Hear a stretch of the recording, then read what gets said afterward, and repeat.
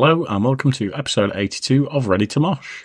I'm Kev P, and alongside me, it's the stand to my plushie, it's Gem G. I kind of like that, but don't, because I didn't get a stand plushie. And I feel like you're just putting some salt in the wound. Oh, fair enough. You'll have to buy me one now to make up for it. Well, I've still got to buy a t-shirt, so... That's true, yeah. More of that later. Yeah, we'll get back to that. So this is the first of our two-part review of Bloodstock for this year. And we're going to go over some of the general stuff that we kind of noticed. We're also going to talk about Thursday and Friday at Bloodstock. And we just want to give a shout out to Dave. So I hope the bathroom cleaning is going well. And we'd also like to give a big thank you to Cosa Nostra PR. Yes, we would. Because this was the first year at Bloodstock that we've done press. And it was really good. Yeah, it was. Good experience. Yeah, great experience. So there's already been a few interviews released already. And there's going to be some more coming. Yeah, we did 10 in total, so I think 4 are out already.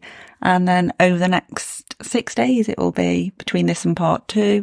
There'll be one a day as well for you to listen to. So you're going to get blasted with lots and lots of good Bloodstock content.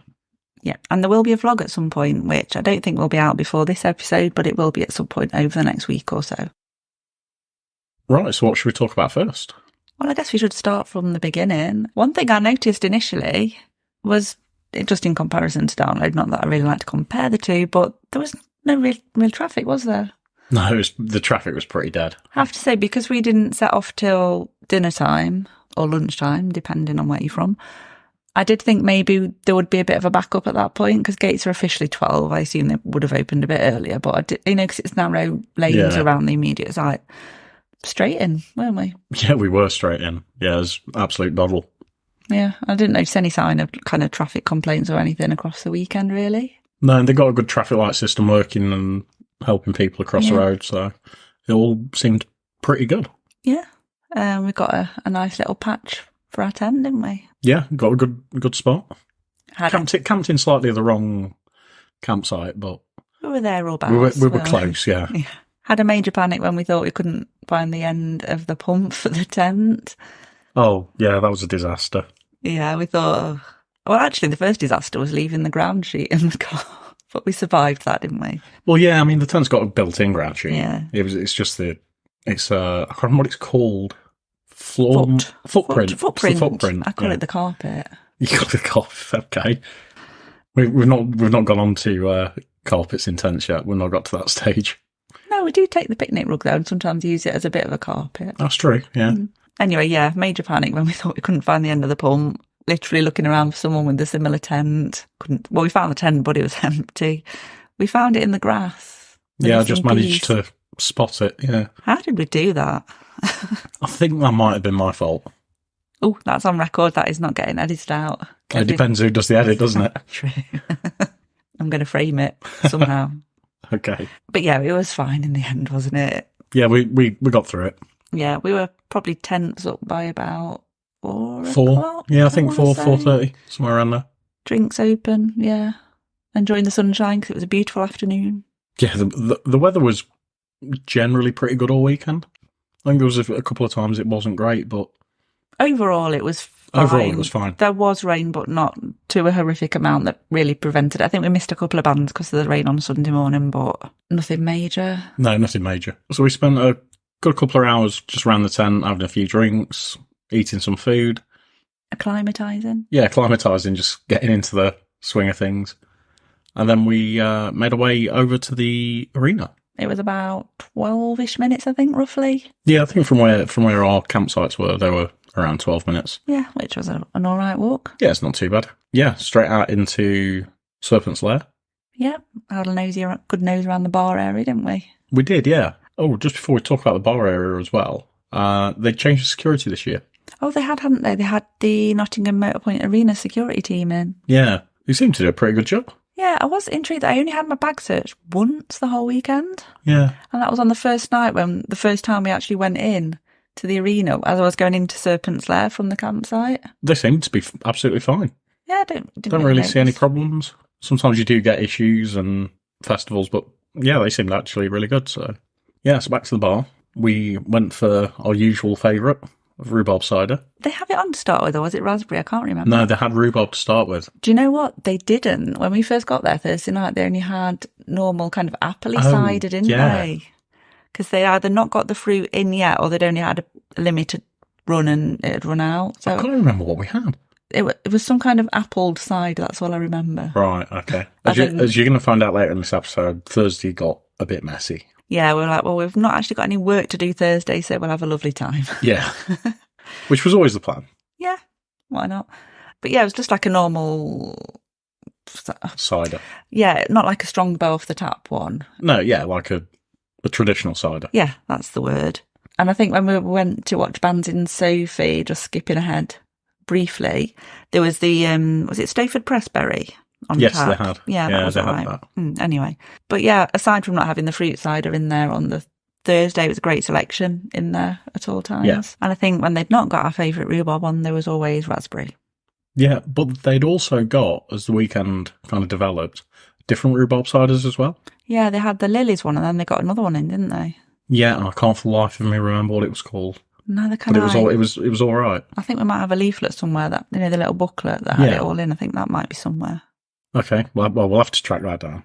That could be another cider for me to try at festivals. And then we spent a bit of time in the Serpent's Lair area and eventually made our way out, I think, to go and watch King 810.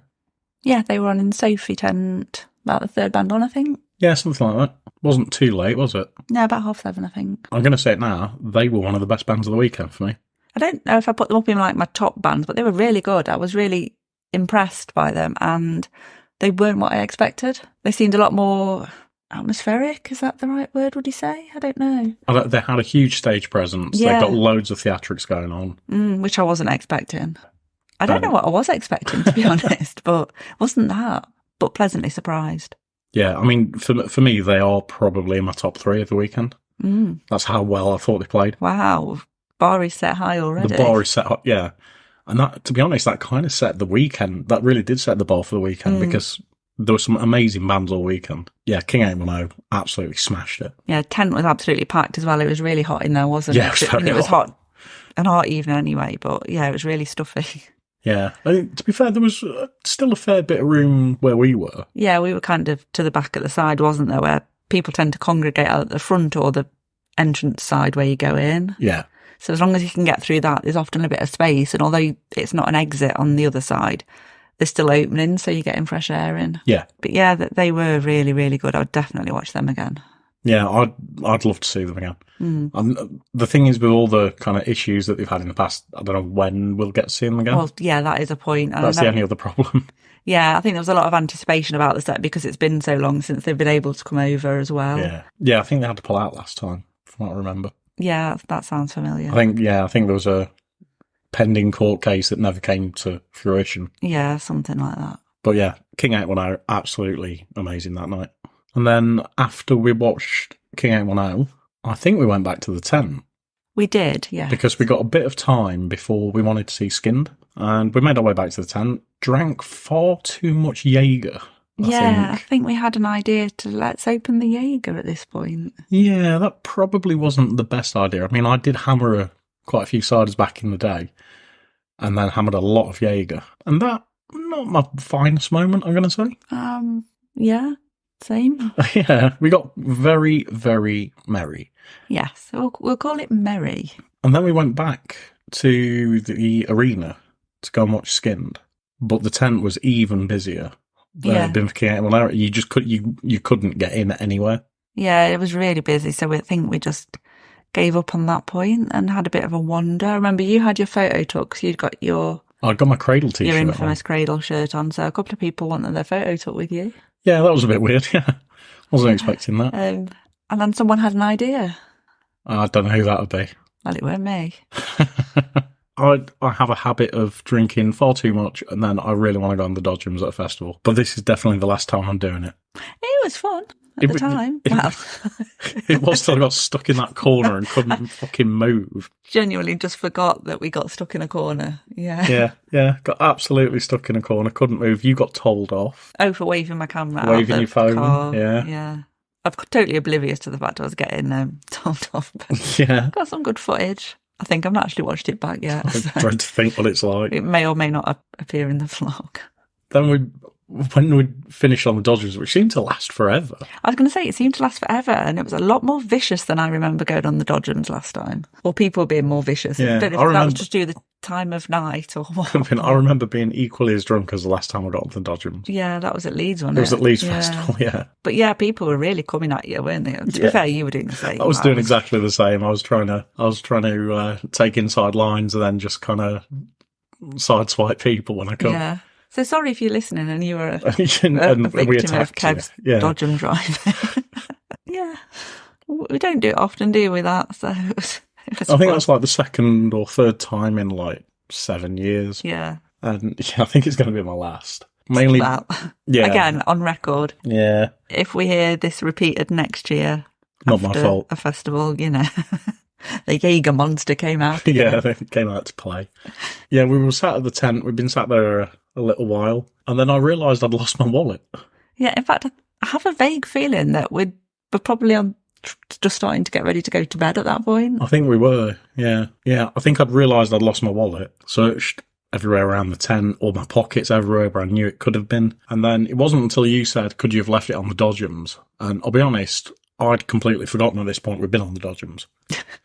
That's how drunk I got. I couldn't even remember doing it at the time. It was a memorable experience for us all. But it was only when you said that I thought, oh, shit, yeah, actually we did do that. And it's a very sobering experience. So we kind of hurriedly went back to the arena. For the third time. For the third time that day. We got our steps in that day. Absolutely lovely people who worked on the Dodgems went up, said, it's a long shot, but I don't suppose anybody's handed a wallet in. And she asked for my name. I gave her my name.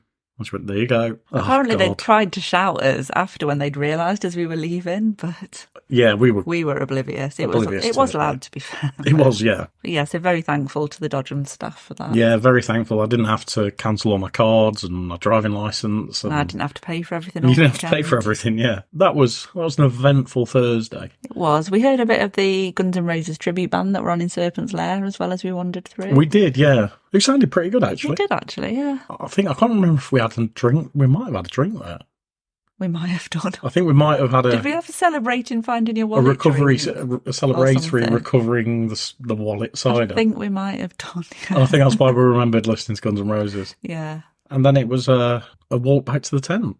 Again. And bed. And then it was definitely bed. Absolutely, yeah. But a very eventful Thursday. Yeah, I don't think we slept well that night. I did, but I ate so much the next morning. You had various degrees of whiplash, didn't you, from the Dodgems? Yeah, I'd got really bad whiplash. I'd whiplash pretty much all weekend from that. It was harsh. Weirdly, I felt fine. I think people target the driver more, though, don't they? Quite possibly, or maybe people just didn't want to, get my side. I don't know.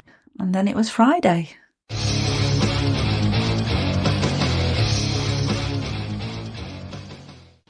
I think the worst thing about Friday was that it's probably the first day for I don't know how many years that I haven't drunk a drop of coffee, and same for you. Oh, God, yeah. Was that all day? Yeah, because the little campsite food burger van thing, it didn't open till 8, so I tried to get a coffee before then anyway, and then we realised we were kind of loitering around like a pair of lost dogs when trying to work out if it had opened. It didn't. And then when it did open, the card machine stopped working and we didn't have any cash. Yeah, that was a pain in the arse. And yeah, do you know what? I can't remember the last time I didn't drink coffee. A day without coffee? A day without coffee. I literally cannot remember. Not without a single drop. To be fair, I'd only had one the day before, Thursday morning. Yeah. Although I did have a can of Monster, actually, so that balances out maybe later in the day. But I mean, we'll come on to it later, but I didn't feel great a lot of the day. Same. And it wasn't kind of like any kind of hangover. It was just, there was something that didn't feel right. And it wasn't until probably a couple of days later you said it's probably because you didn't have any coffee. Yeah, and I think it would affect you more than me because I have a lot less than you. Yeah, I mean, I am a real caffeine monster. I drink very strong coffee, kind of ground coffee and, bean coffee. Proper coffee, yeah. And I drink probably like 13 cups a day, something like that. I mean, you did have some Red Bull, though, later in the day. I did have some Red Bull, yeah. So maybe the caffeine might have been there. And I had some, was it Coke or Pepsi? I had quite a big Coke on it, yeah. So we had a little bit, but yeah, I don't think that helped us first thing, definitely. Anywho, at least we had showers. We did, yeah. So we had showers and everything, so that was all good. So that woke us up. And then I was half intending to go and watch the full Rockfit session on Friday morning, which started at 10:15. Yeah. I got there pretty much at the end. I wasn't intending to do it anyway because I wouldn't have had time to go and do the session, come back to the tent and get changed because I didn't want us to be doing interviews later with me all sweaty and manky. So, but I did kind of intend to go and do a bit more cheering on the sidelines than what I did. But I still got to say hello to a few people, which was nice. Then you phoned me saying, I'm all on my own, don't know what to do. Well, I didn't think you were coming along for a little while, so I was a bit of a limbo. Yeah, I wasn't going to get there till about 12, I don't think. And then I'd kind of overestimated how long it'd take to get to the arena. Yeah. For some reason in my head, I'd got like 20, 25 minutes. It probably did take us that the night before. Well, that's probably part of it. And then when you phoned me, I was kind of like halfway there anyway. Yeah, I was kind of torn between, do I come back to the tent to see you for a bit and come back again? Do I go and watch someone probably on New Blood or somewhere, or what to do? So I just Loitered out. And while I was scoping, I saw the troop of Vikings walk through after their first battle through Serpent's Lair. Oh, yeah. That was random. Yeah, the weird thing is I'd seen them leave from near where we were camping. Yeah, they were camping near there because I think one of the bands we chatted to said that they were camped near the Viking troop randomly. So we both kind of seen them, but at different points. I was just kind of like the same people. Yeah, just one of those bizarre moments that you get at Bloodstock. Yeah, and I think the first thing we did when I got there was go straight to the bar. Oh, of course. But yeah, obviously, because we got some interviews later, we just had a couple of light ciders to start the afternoon off, really, just to warm us up. Yeah, that's the thing. So, like we said in the preview episode, watching certain bands was always going to be difficult because we didn't know what time slots we'd get for bands. No, not for when we recorded the previews. We hadn't got our interview schedule finalised, had we? So yeah, it was going to be difficult because we didn't see all of the bands that we wanted to see. But at the same time, we really wanted to talk to some bands too. Yeah, it was interesting because that's the first time we've done interviews at a festival, so it was just finding that balance. So we didn't want to overstretch ourselves with too many interviews, but obviously we wanted to get a good chunk and still be able to see enough bands to be able to talk about, to review, and obviously see who we really wanted to see. And I suppose we should talk about the first band that we went to watch. Yeah, which were Black Coast in the Sophie stage. Yeah, it was a lot thinner than it was for King 810. Yeah, it almost felt a bit empty, but obviously it was about 12 o'clock. So. Yeah, it was just after dinner time, so it was always going to be like that. Still a decent crowd though, wasn't it? Oh, you know what? It was probably kind of like half full, which I think for anybody playing on that stage at that time, I think that's a decent crowd. Yeah. I mean, the performance was great. They were spot on. Really enjoyed watching them. I'm glad I did actually make the effort to go and watch them. And I think they got about 30 minutes. Yeah, I think it's about half an hour at that time of day, wasn't it, for a set? But yeah, they were really, really good. And they're a band that I'd like to see live. And, you know, kind of like at their own show. Yeah, I wasn't overly familiar with them at all, really, prior to Bloodstock. And was, again, another one that I was really pleasantly surprised with. Well, I mean, I really liked them when I'd started listening to who was playing there. Yeah. And was it me that told you to start listening to them? Yeah, it was. And yeah, I wasn't surprised how good they were because I'm a fan of their stuff, so it was good. And after that, it was time for our first festival food, properly, because Thursday was mainly kind of a picnicky, snacky day that we took with us, wasn't it? And it was Mexican, I think. Yeah, we went for burritos. Which, that turned into a disaster as well. Yeah, they're not the easiest or most glamorous things to eat at the best of times, are they? Well, I've eaten burritos at festivals before, but mine just absolutely fucking fell apart. Yeah, I don't think they were very tightly wrapped in their foil. You know, like when you go to places like, I don't know, bar burrito and tortilla and stuff, they're really tightly wrapped in their foil. And I think they had foil around them, but it wasn't very... as secure as it could have been. It wasn't a very tightly wrapped burrito overall with the wrap, I don't think. No, and we used to eat a hell of a lot of burritos before we went to Rock City, didn't we? We did actually. We went through a phase of just what should we have for food? We need some quick food before we get there. Yeah, quick food on a weeknight, wasn't it? Yeah. Tortilla, because it's just, there. Or bar burrito, both. I mean, the food itself was well packed, loads of it, and it's really tasty. But mine just fell apart in my hands. Yours more than mine, actually, because you had, was it a beef and bean one or something? Beef and bean chili, yeah. And actually, in retrospect, I realised we didn't actually pick up any forks or anything, did we? No. Yeah, that was our fault. But yeah, I was just covered in this beef chili all over my fingers by the end of it. Mine got to nearly the end before it dropped to bits, but mine was it summer vegetable? Yeah, it was an avocado thing, wasn't it? Yeah. So it was rice, cheese, I think there's some beans and some guac in there, very tiny amount of guac. I only went for that one for the guac as well. You know, it was all right because it was warm again on Friday, wasn't it? So it was, yeah. It kind of loosened or lifted my disappointment at no paella being there. Oh, yeah. I remember summery food. Wanted to go there, yeah. Yeah. Then next up, it was time to see our second band of the day, one that we're very familiar with, which were Voidwalker. Yeah, and our first New Blood band of the weekend. It was our first New Blood band, yeah. And they were really, really good. It was a great show. They had a really decent crowd as well, actually.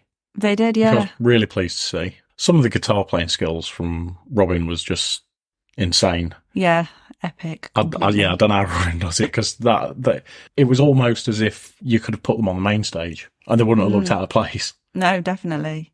There's bits where there was kind of like loads of interaction, like almost, do I run into the crowd? Do I not? Do I dive in?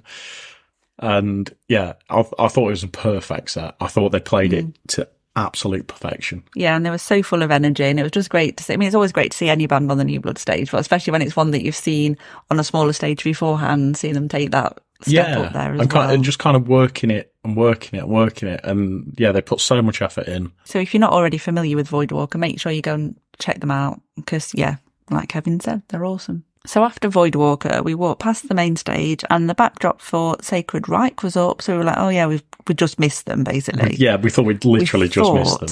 And then we discovered afterwards that they actually got switched with Gatecreeper. So Gatecreeper were the band that we'd missed while we were watching Voidwalker.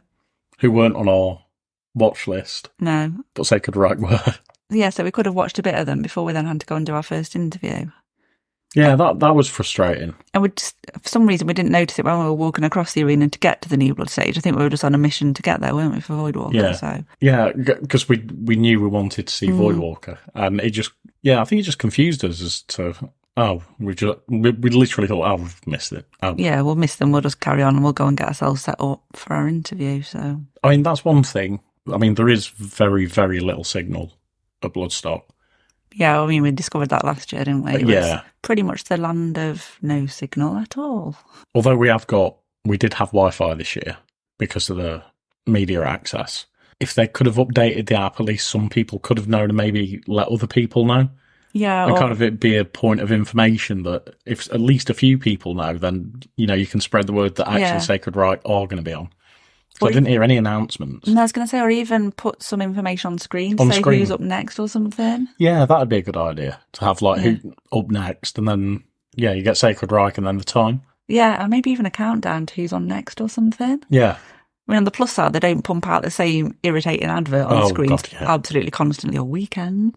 But yeah, maybe just something like that might be helpful, or just have like an updated version of the Clash Finder that was on the app or something. I think, to be honest, that was as much problem as it caused all weekend. Yeah. We went back to the guest area because the media's setup is in the guest area. And we got in there, we'd got our Wi-Fi password, so we could communicate with bands if anybody's running late or they weren't able to make anything.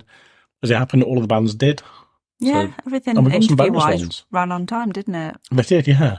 Which I was actually quite surprised about, to be honest. I think we had one run over by like 5 minutes. Yeah, but on the whole, everything that we would be on time for them, but everyone was pretty much on time for us, and we kept to time, and because we know that it's a tight turnaround and there's a lot to cram in, isn't there? And then, we went to do our first interview, which was with Head Press, which was, I think the interview was released last week. Thursday, I believe the first one went out. Yeah.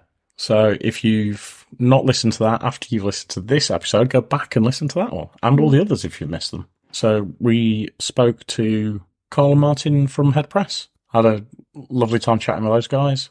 One thing I will say about every single band as well that we spoke to, really, really nice. Yeah, everybody was lovely all weekend. Yeah. And it was nice that they took the time out for us. And we got a chance to talk to them. You don't realise how long although the interview's kind of like up to maybe 10 minutes.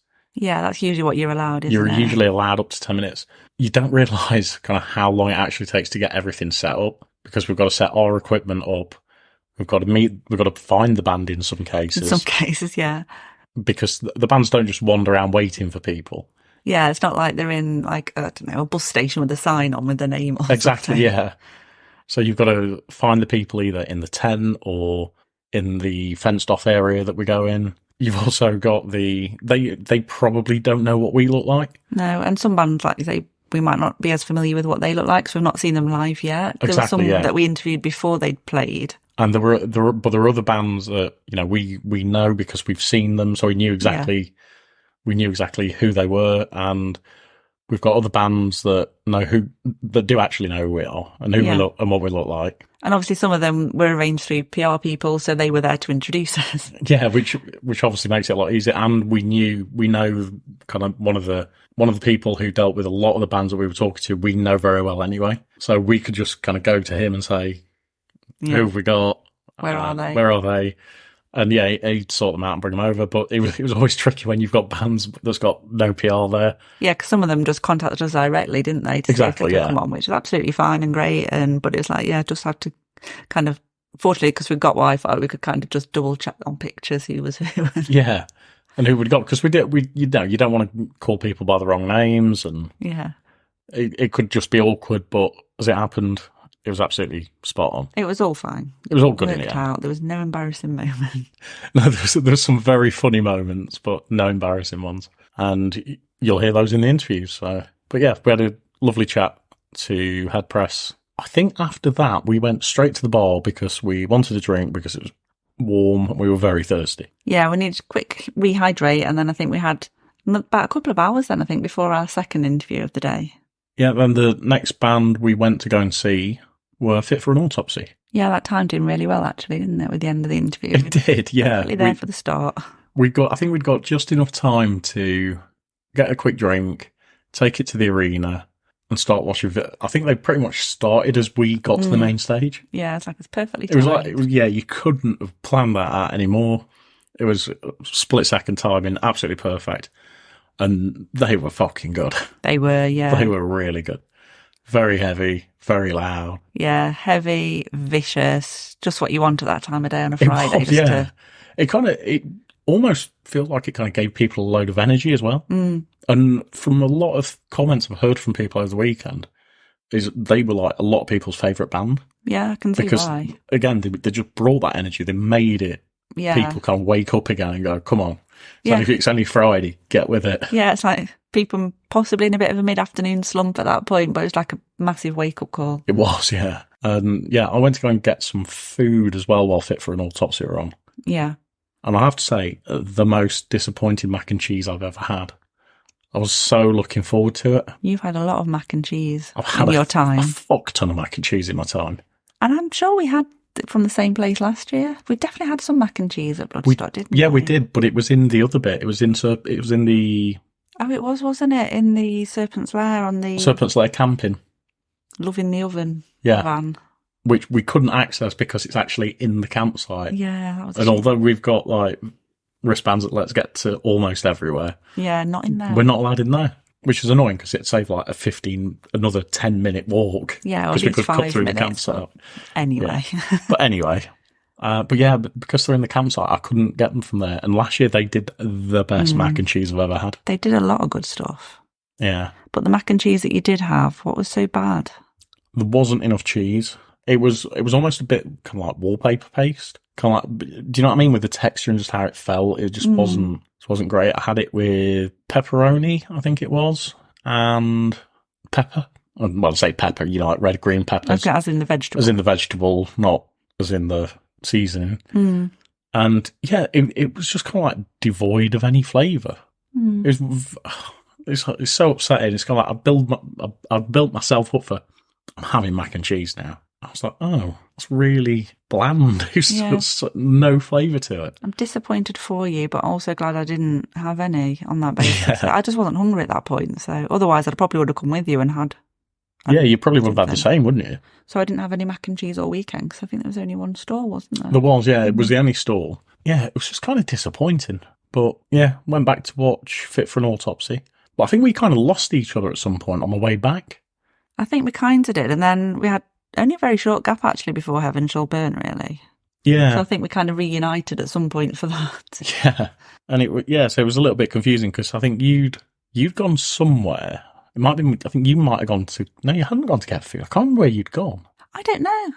We hadn't had much to drink at this point, by the way. Yeah, it's not one of those. Yeah, this is not one of the reasons. But you went somewhere to look at something or get something. And I thought you were going to wait in a certain area. This is all coming back to me now. Yeah. And then I think you actually then went up to meet me. Mm.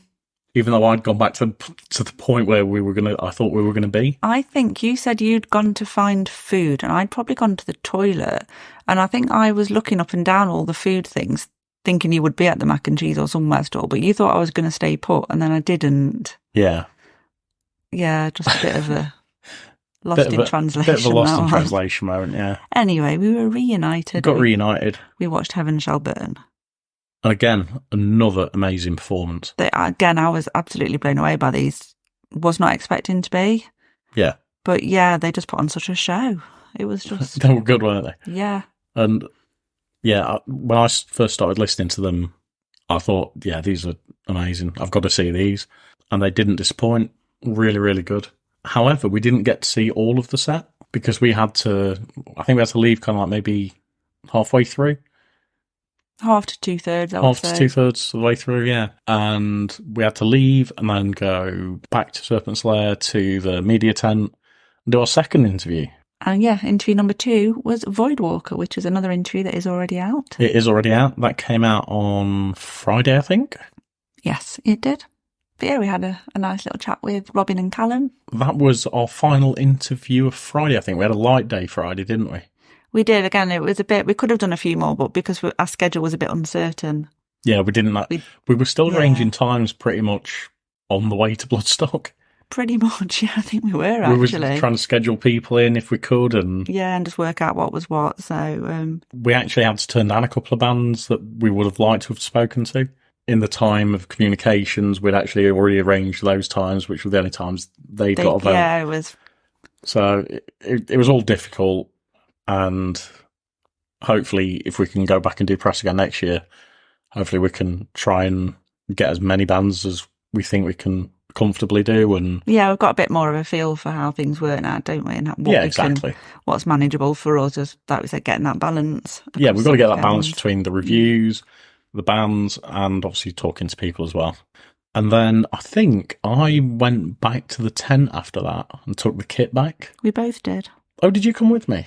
Yeah, we both went back and just put the stuff away. And oh, yeah, that was it. Yeah, and then we thought we've got a little bit of time to chill out. Yeah, so we had about an hour, I think, at the tent. Maybe not quite an hour, maybe half an hour. Yeah, I had a little bit longer because I was just physically exhausted and still aching from the whiplash. And again, it was really hot on Friday, wasn't it? It was really hot, yeah. Yeah, we had a bit of a sit down, a quick tent drink. I think we may have had a sip of Jaeger at that point. Might have done, yeah. Because our work was done for the day. Yeah, I got my second wind back after, kind of like after you'd gone, just as I was coming to meet you. I got my second wind back.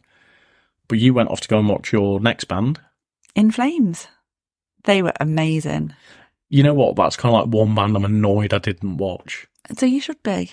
Yeah, I did really want to see them, but at the time they were on, I was kind of like right at the bottom of my energy level. And I just got no motivation, or I just couldn't move. I was aching, tired. Yeah, I did think I missed the first couple of tracks, actually. So I ended up on a bit of a mission, like walking back to the arena because I could hear them. But yeah, they were amazing. I think I said on the preview, I can't remember I remember when I first saw them supporting Slipknot like 21 years ago. I'm pretty sure I've probably seen them at Download at some point in the interim. But yeah, they were amazing. They just put on such a show. And yeah, they're just musically perfect with everything they play, and they put a good mix of tracks. Yeah, they included some stuff from the new album, Foregone. I think they had played a couple of tracks back to back from that one. I think State of Slow Decay in particular, that was awesome live. Yeah, they're one of the bands that I do kind of regret not seeing this week. I think there's 2 or 3 that I really regret not being able to watch. But I think the others were mainly because we actually had work to do. I just physically couldn't watch the other bands. And they were a bit of a funny one as well, because I think we said when we reviewed the album, which we both loved, they're one of those bands that they kind of had a bit of a lull where they just had a few albums that came out that were just kind of there. Yeah, it wasn't the finest kind of stuff. But the last album was so good. Exactly. So it definitely came across as well live. And I think they've always been a good live band. It was just those studio albums that they released that were just a bit hit and miss. Like there was a couple of good tracks on them, but nothing. Like the middle out period of Slipknot, I suppose, where the albums weren't what you wanted them to be, and there were a handful of tracks on each one. A bit like that, yeah. I don't want to say like churning stuff out, but it was just... It felt a little bit that way, yeah. But yeah, live-wise, yeah, they've still got it after all this time. And also shout out to the man dressed as a pirate who got pulled up on stage with his trumpet. Oh, yeah, I heard about that, yeah. That was hilarious. I think Anders had just spotted him in the crowd with his trumpet and made some comment about why is somebody playing a trumpet or something. Then it was just like, oh, do you want to come up and join the band for a bit? And yeah, he just got pulled up on stage, tooted his trumpet, and then a bit later jumped off. Mm. I love it when a band randomly does something like that. Yeah. Just spot something, because you think about how much of a crowd they're going to see. Yeah. And something randomly just goes in their head. What the fuck is that guy doing? Yeah, well, there's the bit in Killswitch as well, which we'll talk about in a minute. But yeah, like I say, there's a sea of people, especially when it's getting a bit dusky. It's not going to be as easy to spot people. Yeah. Although it probably was still bright at that point, actually, because it wasn't that... I feel like it was later than it wasn't. No, it wasn't that late. But yeah, to actually clock people doing something, should regret not seeing them. I do regret not seeing them. Round off and just vomit into just you rub it in a bit more. Yeah, you should have done. And then I came to meet you back in Serpent's Lair for a beveragino. Yeah, and a couple of drinks. Then we went to see Killswitch. Who, again, are one of my top bands of the weekend. Yeah, they're one of mine as well. I think last time we saw... I think, again, we might have said this in the preview episode. I'm sure they were on second stage at Download. They were, yeah. And I think Howard was still there then, was he? It was Howard, I think, yeah. And I can't remember if I've actually seen Killswitch with Jesse before. Really? I might have done donkeys ago, like, obviously. Yeah. First time I've seen them with both before Bloodstock. I possibly have, but I don't... Yeah. It wasn't memorable for me, if I did. Killswitch were absolutely fucking amazing. I loved that we got the different angles of them as well. We kind of started at the back and then we moved to the round a bit, and then we kind of ended up at the side for the end, didn't we? Yeah, I think I went over to the far side for something near the New Blood stage. Mm. I think we watched a little bit from there, a very small amount from there. Yeah. Then we went to the middle, and it didn't matter where you stood. It felt like everybody at Bloodstock had just gone to watch Killswitch at that point. I think that was the problem that we had was... actually, I've not mentioned my cheesy chips. Okay. Should I mention those now? If you want to. Just to interlude with my cheesy chips, because I did have food before Killswitch as well, from Scandinavia, which was the food bar in Serpent's Lair, and they did loaded fries. They did. I'll talk about that in the next episode as well. Yeah. But they were my only cheesy chips of the weekend. And when they first announced that they were going to be in the Serpent's Lair, they had like all the menus out and there was loads of veggie options, but they didn't seem to have them on the day. They only had meated options on the menu. Oh, okay. But the loaded fries I had was chips, crispy onion, cheese, and it should have had bacon in, but they just didn't put the bacon on for me. What, fake bacon or? No, they just didn't have bacon. They just did them without bacon. Oh, right, okay, yeah. So, and barbecue sauce, that was it. Yeah. Which is why you didn't try them. Yes. But yeah, they were good cheesy chips. Anyway, back to Killswitch. I think the problem we had was we kind of walked into the arena as they started, roughly. Yeah. And it was already packed out. So I think we walked all the way around to the other side just to try and find somewhere to stand. Yeah. Where we weren't blocking someone's view, because we're not people to just stand in front of people. Which did happen a few times, yeah. But anywho, as you do. As you do. And then, yeah, we just kind of found a space, stage left, I think, for a bit, didn't we? Yeah. So. Yeah, watched a little bit from there. Moved to the middle, and I know I said that it felt like everybody at Bloodstock watched them. I know they were the only band on at that time. Yeah. But it did feel like there wouldn't have been any person anywhere at Bloodstock that wasn't watching Killswitch. No. It did seem like the whole place was there to watch Killswitch at that time. Yeah.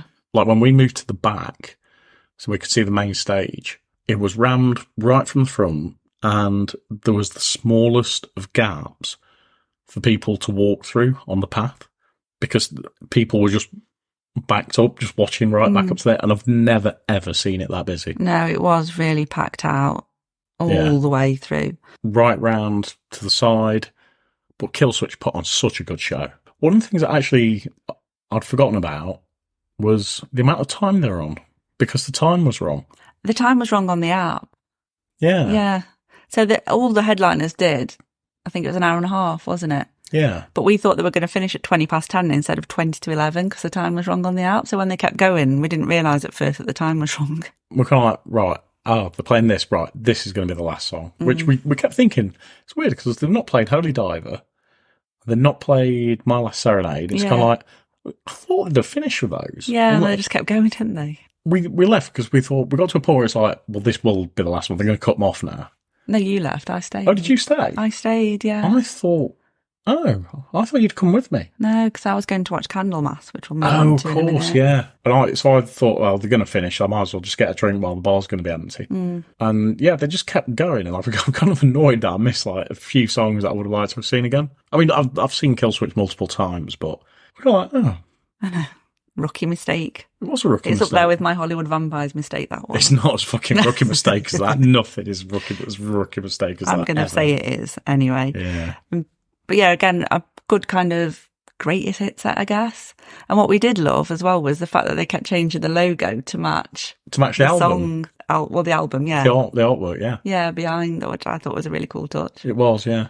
Yeah, I don't know how many people spotted that, but yeah, I thought they were great. And I thought there was loads of great cloud. There was loads of great crowd interaction, loads of funny moments. Like the corned beef balls. Corned beef balls and corned beef box or something. Yeah. That was a chant. And I think you actually missed piss drugs. I did miss piss You drugs, missed piss drugs.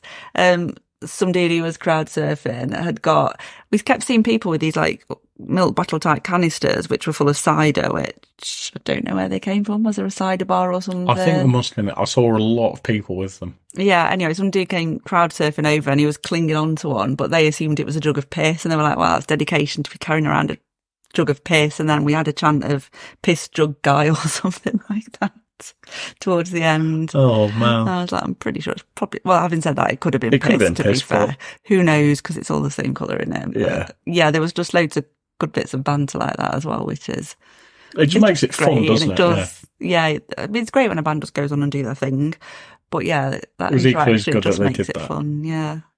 What I loved as well is that it's kind of like Killswitch don't really get a chance at other festivals to headline like that. No, and again, not unless it's a very small festival in the UK. And Bloodstock's one of the biggest in the UK, and it's kind of like what Bloodstock kind of do and just kind of say, well, why are you not headlining? It's like, you need to be headlining. I was just going to say that's what Bloodstock do. They bring on the bands that other festivals don't give a chance to headline, which has just reminded me, I've not mentioned the announcement that was after In Flames, but shall we wrap up with Candlemas? Let's do Candlemas and then we'll just talk add about that at the end. Yeah. But anything else on Killswitch? Just incredible. They were just, Just amazing. incredible. And I think they were perfectly placed on Friday night as well. Yeah, the perfect Friday night band. Right, onto your Candlemas then. So yeah, I went on to watch Candlemas. I surprised myself with this one because at that point, because you'd kind of gone back to get a drink and sit down, I kind of went over to Candlemas just as Killswitch were doing Holy Diver. Actually, I thought I'll wander over now and play that out, as it were, because it's not my favourite track, to be honest. Was it not? The original, yeah, but... Okay. Anyway, so I wandered over and I was half thinking, I'm just going to stay here for a couple of tracks, say I've seen them. But then I just got sucked into it and I was just like, do you know what, this is awesome. I'm staying a bit longer. We'll just do one more track. And I mean, they were on for about an hour and 15 minutes, I think. Yeah. Till midnight. Yeah, that sounds about right, yeah. Which is late for me, staying up watching a band, gosh. They were amazing just to see them. They're just, what's the word I'm looking for? Like, entrancing? Enchanting, yeah, I guess. They just kind of get on and do their thing. They did have a bit of crowd interaction, but yeah, they're just on there doing their kind of doomy thing. It was just exactly what you wanted Yeah, to see. It was just what you'd expect, really. Yeah, they played, again, various tracks. I think they just did Sweet Evil Son, the lead track off the new album, which I was so pleased they played because that's one of my favourite ones that they've done as well. And it was a good crowd in there. And you could tell the people in there were really into them and really wanted to watch them as well and probably hadn't had a chance to see them before because they're not over here a lot. No, they're not. And they must have had a decent crowd because in Serpent's Lair it didn't fill up that much. Do you know what I mean? There was loads of room, so a lot of people did go and watch them. Yeah, I mean, I did get quite a good spot. It was a bit of a mix. Sometimes people went and stood in front of me and then they moved on, and it was a bit, I think people kind of drifted out towards the end. Like maybe some people had gone in just to say they'd seen them for a bit and then wandered off. But for a band that's been going 35 years, I think. It's a hell of a long time, yeah. Yeah, they can still play, they can still sing, they can still put on that show that's just them.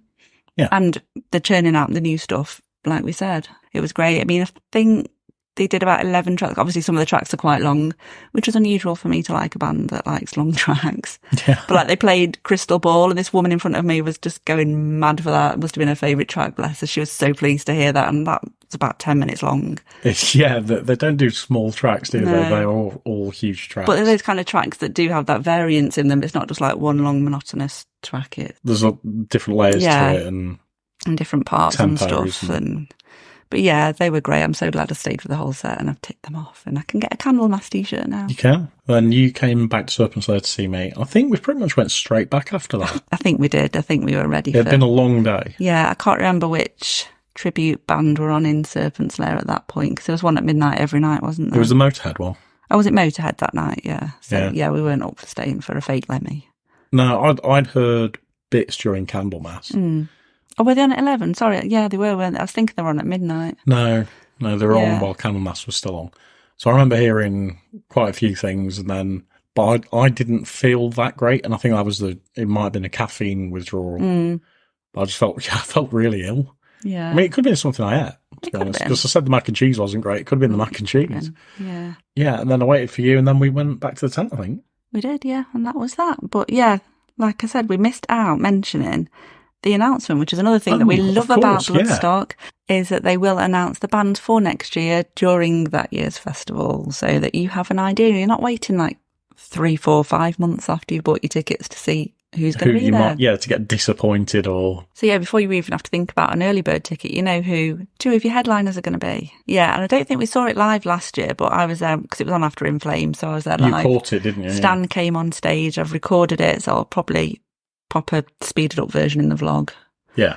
So they obviously started with the lower down bands. And yeah, it's really interesting just to get the crowd reaction as well from some of them. Some of the smaller ones didn't necessarily get as big a reaction, but they pretty much all got a cheer. But people like Infected Rain, Unleash the Archers, Corpy Clarny, Igor, which I'm going to have to keep saying Igor the whole of next year's Bloodstock. Yeah. I really like Corpy Clarny. I'm not familiar with... But yeah, everyone got a big cheer. Clutch got a huge cheer, as did Green Lung. But just going to say, the Clutch one surprises me. Because I don't... Kind of a bit like Ugly Kid Joe. They're not what you'd call a traditional Bloodstock band. Well, yeah. Obviously things like Rotting Christ are. You'd expect a massive cheer for someone like that. Night Flight Orchestra are back, so I'm hopefully going to get to see them next year. Were they there in 22? Yeah, they were the ones who played Sophie. They headlined Sophie on the Sunday night, so I could hear them back from the tent. Right, okay. A lot of regret for not watching them, so hopefully they're in a different slot this time. Yeah. But yeah, they've announced 2 main stage headliners. First one being Amon Amarth, who will be incredible. That'll be amazing. So good. Yeah. Can you just imagine everybody rowing at a headline slot? That's going to be awesome. And then the other one, interestingly, was Architects. And when that got announced, there was a very mixed reaction. There were a lot of boos in the crowd, and that was the only band I noticed it for. I understand some people might be a little bit indifferent now because the sound has changed from when they first started. But that's how a band grows and develops. If you don't want to see them, you don't have to watch it. It's not compulsory. Although if they're headlining, there won't be anyone else probably clashing at that point, if this year's anything to go by. But I've seen various reasons why people are not keen on them being there. One, obviously it's not a traditional Bloodstock band, there's all of that. I've seen some people make comments about the type of person it might attract to the festival. But yeah, it's... The thing with that is that it doesn't matter what festival you're at, there is always going to be a minority of dicks there. Yeah. You know, Bloodstock is just as likely to get somebody that's not there. So for this year, for instance, maybe Killswitch would probably be that band. Potentially, yeah, you don't know. But anyway, they were just comments that I've seen bandied about, I guess. But I think, like we said, at least they're giving them a chance to headline. Yeah, they've got a headline. They've been around a long time, actually. They've got a big back catalogue. Yeah. Granted, as we said, the sound has changed, but, and it's supporting a British band as well, isn't it? Exactly, yeah. One of the other things as well, in the kind of how you were saying about the type of festival and who it attracts, that and a combination of the type of music that architects now play as opposed to what they used to play, feels very much like the Gatekeeper issue at Download, where everybody only wants Maiden. Yeah. Do you know what I mean? It's exactly the same thing. But I feel like them, and I guess Malevolence are kind of in a similar position, maybe. I mean, I know they're heavier than architects are these days, but yeah, I expect there to be a lot of Saturday day tickets going. That wouldn't surprise me if that sells out. That will sell out, yeah. As a day ticket, if the whole weekend doesn't, I think. Yeah, I think potentially Friday could have too. Just looking, Night Flight Orchestra, Clutch. Yeah, I think it depends who's headlining Friday though, because we don't know yet. Yeah, that's true. I think it's going to be. I'm not going to take a punt on the band, but I think it's going to be somebody who's been around a hell of a long time. I think that could almost be like your legend slot, as it were. Yeah, I know what you mean. If you know what I mean. Yeah, because obviously Architects are like the new one, and a Monomarth are kind of a traditional, established kind of. Yeah, and I think for somebody to headline above Clutch, have got to be big. Yeah, they've got to be big. So I'd be interested to see who they get. That's the end of part 1 of our Bloodstock review for this year. Then hope you've enjoyed listening. Do let us know who you saw on Thursday and Friday, who your favourites were, and all of that. And don't forget that you can find us on various social media places. We are on Instagram, Twitter and Threads at Ready to Mosh Cast, Facebook, TikTok and YouTube at Ready to Mosh. If you've enjoyed what you've been listening to, please give us a 5-star review and share us about and tell everybody else to listen to us as well. And we'll be back next week with part 2. And in the meantime, we'll have lots of interviews for you to listen to as well.